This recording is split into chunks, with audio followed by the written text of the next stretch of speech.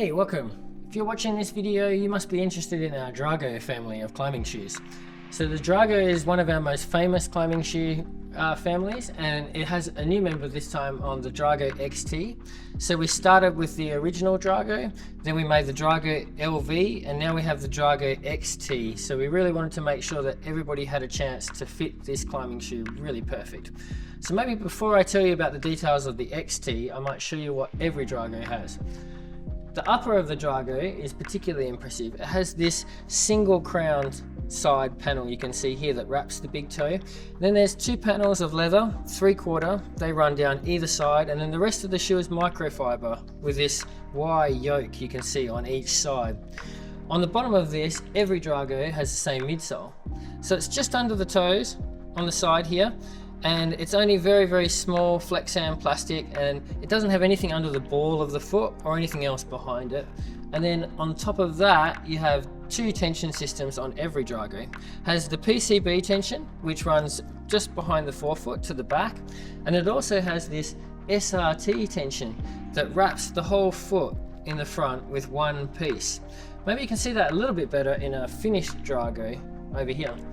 So you can see this SRT shifts the seam of the shoes to the top of the foot here, and it wraps the whole forefoot in this soft, sticky M50 rubber. It's one of the real secrets to the Drago. One of the other ones is that you can see that we have multiple fits of the Drago. So the normal Drago is quite low volume, and it's quite narrow across the front. The LV is a little bit narrower again, and a little bit skinnier in the bottom of the heel than the original Drago. And the Xt is narrower than both. So it's a little bit narrower again across the forefoot, and then it's quite a bit narrower across the bottom of the heel. You can also see on the back of the Xt that the heel construction's a little bit different than the other Dragos. If you look at the side of the Drago here, you'll see that it's formed with two pieces, and the heel has one strip that runs down the side at the front here. On the Xt, however, it's one piece that's wrapped all the way around, and it's without any of the edges. You can see a heel before it's put on in here. This is wrapped with tension on the back of the Xt, and that's what gives it this lovely seamless effect. It's a little bit tighter than the other heels on the other Dragos, and then you also see at the front that it's missing a lot of the holes that the other Drago series has in the SRT, and it's exactly flush on either side. The Xt also has two straps to close it rather than the single strap of the other Dragos.